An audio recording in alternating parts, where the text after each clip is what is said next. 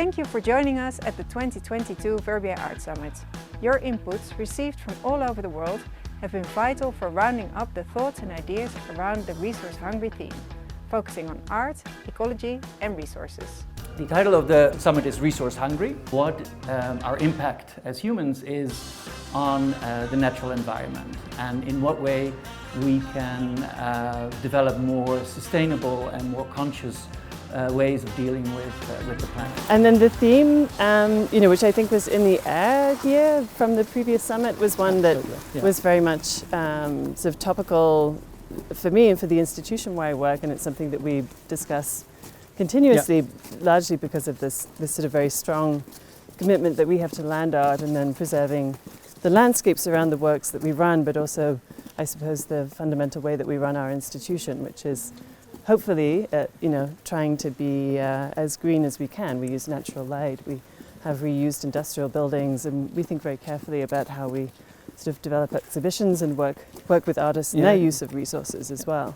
The natural reflex is to go into the ecological crisis itself, but you chose another way, and you specifically invited artists and speakers also along that line. Well, I'm not an expert in climate change, and wouldn't dream of claiming to be. But within my realm, I work within what we could call the culture industry. Right.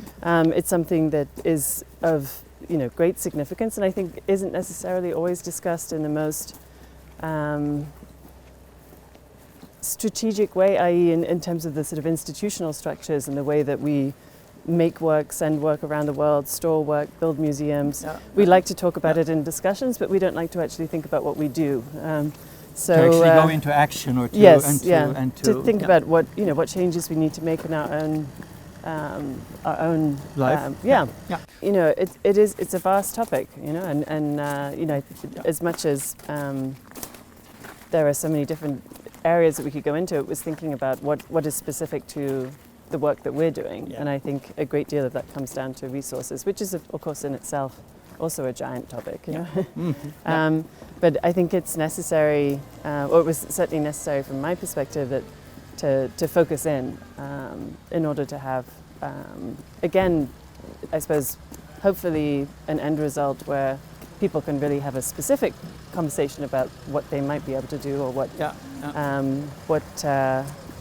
what areas that we need to think more about. Over the last 3 years, the international resource-hungry talks and debates provided multidisciplinary insights on how art and culture can shape our sustainable, inclusive and resilient future.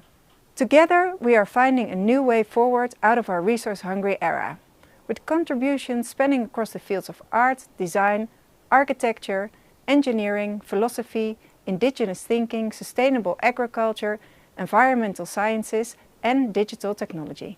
Whilst expanding on the social issues discussed at previous summits through an ecological perspective, our innovative thinkers and influential speakers provided new ways of looking at the world, new ways of listening, and new ways of understanding the climate crisis.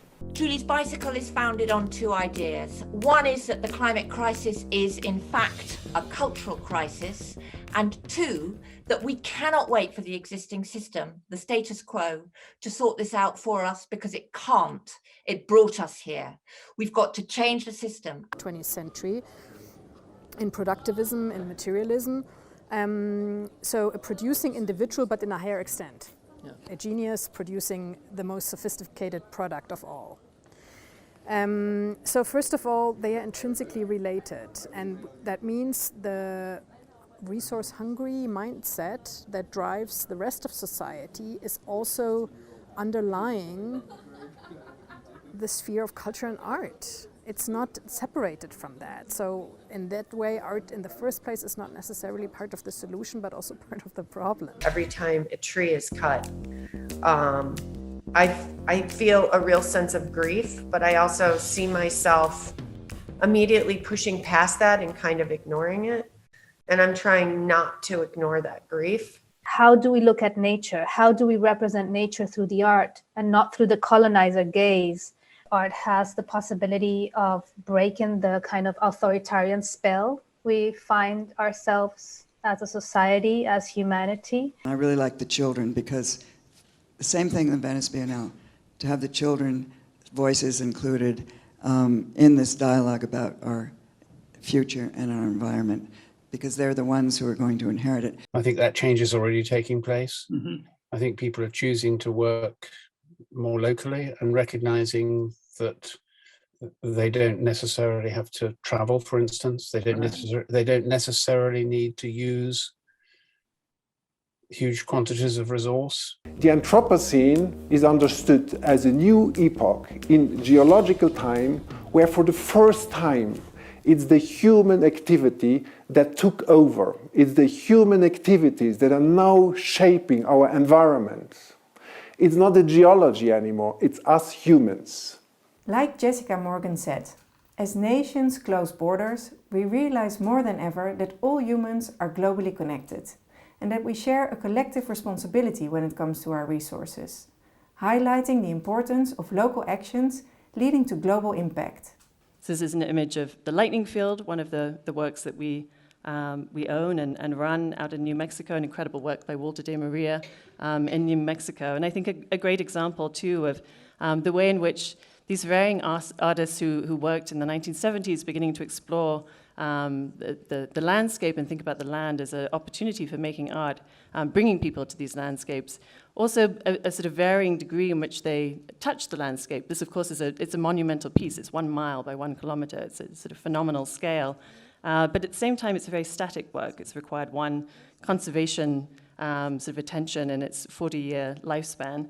And in fact lives sort of very harmoniously in the landscape. And not only that, it's also caused us to protect and acquire land around it in order to preserve that landscape. So now there's a sort of vast territory around this work, which sort of encompasses this extraordinary landscape, which is, of course, now protected in eternity, we hope, ideally.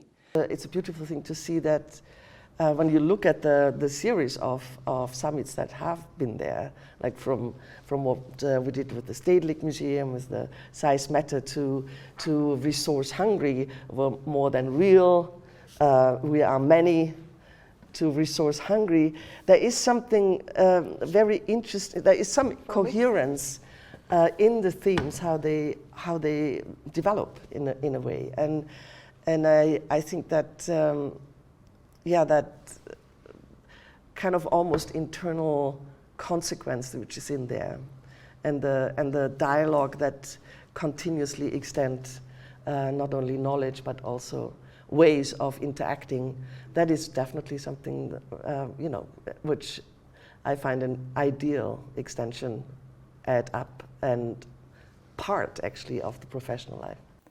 In refocusing on the health for people, non-human agents and our planet as a whole, urgent issues such as inequity, racial injustice and decolonization came to the foreground, showcasing the need for art to give voice to plural epistemologies, as well as the artistic, cultural and ecological potential of emerging climate technologies. It is clear that artists have a fundamental role to play in reimagining our communities and inspire new ecological possibilities. Problems, but I think you need to understand that all these problems are connected. How things in Europe impact in Latin America, the things are connected. So I think it's important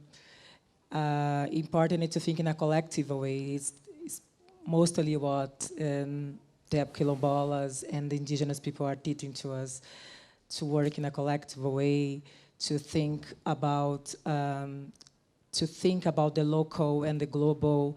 So I think sometimes we are so concerned about our own realities and we do not look how it impacts the other realities. I think maybe it's the first step to think how the things that happen impacts the other regions, especially the regions that historically are being colonized, because you have new kinds of colonization happening in South America. And it was John Cage who said that the art world or art can be like an early alarm system. And I have the feeling that sometimes artists anticipate possibilities before they're fully there.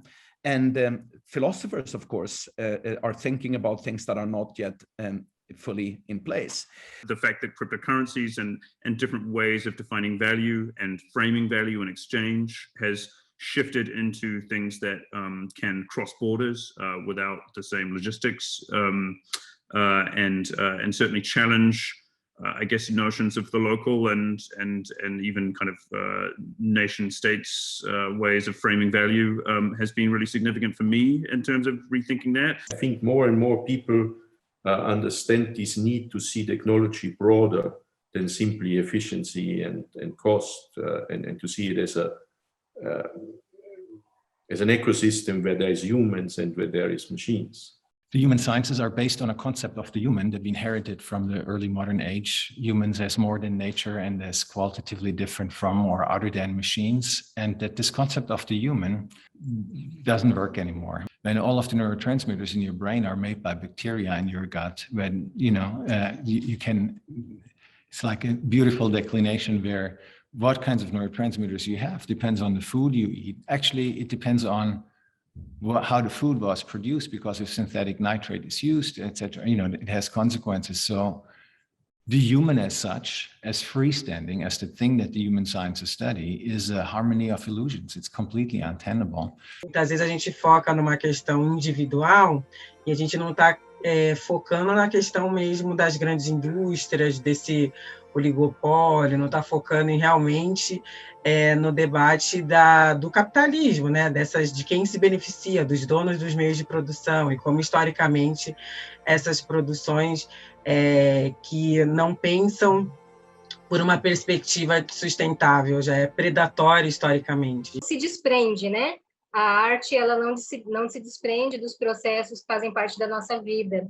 Todo esse processo de criação, ele atravessa a vida indígena, né? A gente não coloca fragmentado ou dentro de uma caixa, como a gente costuma dizer. The summit also went through its own ecological transformation. Greatly inspired by the talk of Stefan Kegi in 2020, we asked ourselves, how can we transform? Taking a hard look at our structure, we underwent a digital transformation in order to continue inspiring people across the world with our virtual summit. We built a diverse and inclusive community with 1,500 new people from 85 different countries on our digital platform, who share learnings, solutions and local resources via the Q&As and live chat box at each summit, as well as inspire collective action through their pledge cards. Although the ecological theme has been brought to a close, the learnings and dialogue around ecology continue in 2022 and beyond. We've got ambitious projects that are working with a different type of language, a different type of references to indigenous architecture.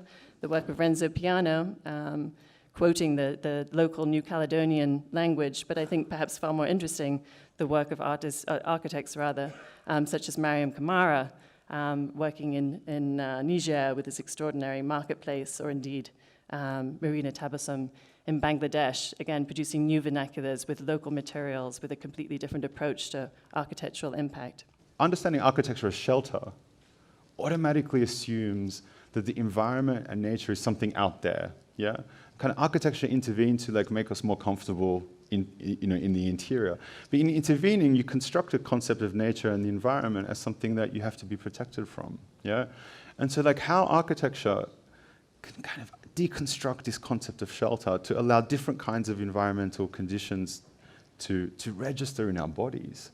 Yeah, I think that's a kind of incredible pedagogical project. Yeah, we have to work, with the element, with the natural element, and we have to say, okay, I'm not the only designer. The wind is also the designer. The heat is also the designer. I think what centers my curiosity around water is relationship to the way we've thought about time historically, and our knowledge around time. And I'm really trying to shift from thinking about time and art, so both as a metaphor and a material, and really place emphasis on distance. And I think the idea of distance as a new sort of theoretical pathway for me exists because how waters, oceans, rivers, metals make us now, right? So, and I think that we understand water as a planetary condition over time, yes, but I think mainly over distance. Because of globalization, because of abstraction, I think that this idea of time and movement and liquidity, we wear on our bodies, I think most expressively. So it really informs the way the body gets poured into paintings and drawings. You know, very often art and science have been opposed, as one being about emotion and the other about rationality. And I think actually for me now, after so many years of these interactions, I feel we are both expressions of a deep human desire to explore the world in different ways and explore our identities. And science has its rules, its rhythms, its regulations, but art has that too. And I think it's fascinating to see how we can come together in that desire to understand the world, to explore it, and encounter also, in my feeling, similar issues.